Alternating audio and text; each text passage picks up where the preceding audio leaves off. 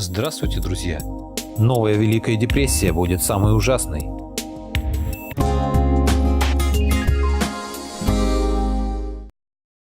Мир готовится к Великой депрессии. Наблюдаемый сегодня стремительный подъем экономики США и европейских держав может обернуться грандиозным биржевым крахом, подобным тому, который произошел в 1929 году. Этот крах повлечет за собой длительный период экономического спада и неминуемое снижение уровня жизни людей во всем мире. По ряду значимых экономических показателей состояние современной глобальной экономики полностью соответствует моменту перед началом Великой депрессии 1929-1933 годов.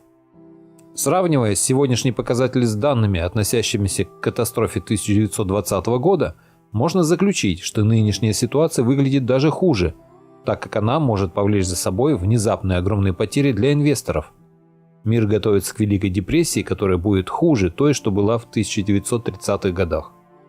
Рассмотрим, например, скорректированный коэффициент Шиллера PE или CAPE – коэффициент цена-прибыль в расчете за последние 10 лет. Этот PE-коэффициент был изобретен лауреатом Нобелевской премии, экономистом Ельского университета Робертом Шиллером.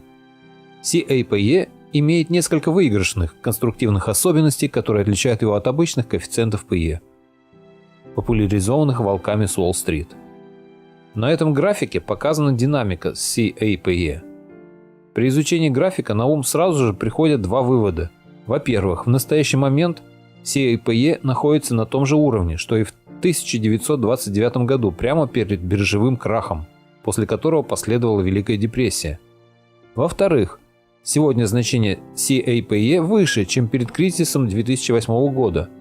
Ничто не говорит нам о том, что рынок обязательно рухнет завтра, но сегодняшнее значение CAPE находится на отметке, превышающей его медианное значение со 137 лет на 182%.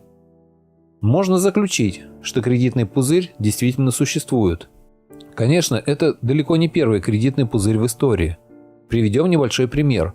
Когда в 2000 году инвесторы осознали, что сайт pets.com никогда не станет следующим Amazon, и что это лишь обычная компания-новичок с отрицательным денежным потоком, то ее акции упали на 98% за 9 месяцев после IPO и до начала процедуры банкротства.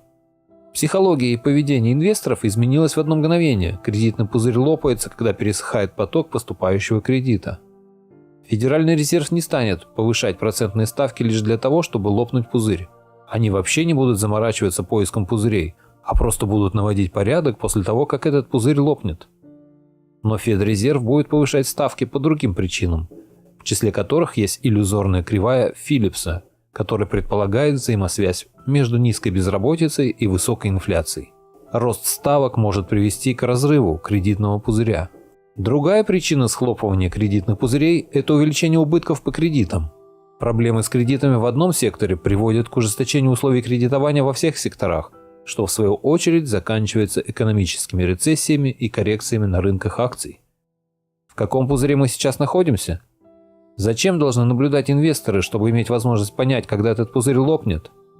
Возможно, следует следить за монетарной политикой.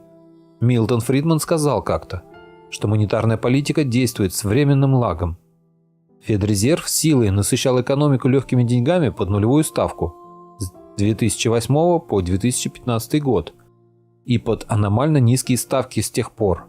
Теперь появились побочные эффекты. В дополнение к нулевым процентным ставкам Федрезерв напечатал почти 4 триллиона новых долларов. Инфляция не проявила себя в потребительских ценах, но она показала себя в ценах активов.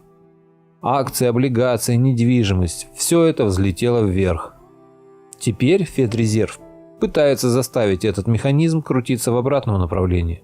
Они забирают свои дешевые кредиты и уменьшают базовую денежную массу. Условия кредитования уже начинают влиять на реальную экономику. Потери по студенческим кредитам стремительно растут, и эта динамика мешает формированию домохозяйств и географической мобильности выпускников.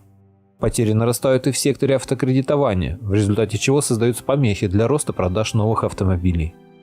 Эти проблемы не пройдут бесследно для экономики, а значит, следующий удар придется по ипотечным кредитам. Затем последует экономическая рецессия. На фоне кредитных потерь и ужесточения условий кредитования рынок акций начнет корректироваться. Никто точно не знает, когда это произойдет, но готовиться к этим событиям нужно прямо сейчас.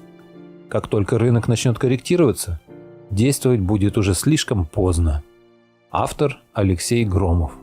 Статья с сайта refund.ru. Вот такая интересная статья попалась мне сегодня, и я решил поделиться ею с вами. Надеюсь, вам было интересно. А если хотите не пропустить следующие мои выпуски, подпишитесь на мой канал и отметьте колокольчик. Всем спасибо за внимание. Буду рад вас видеть на своем канале снова.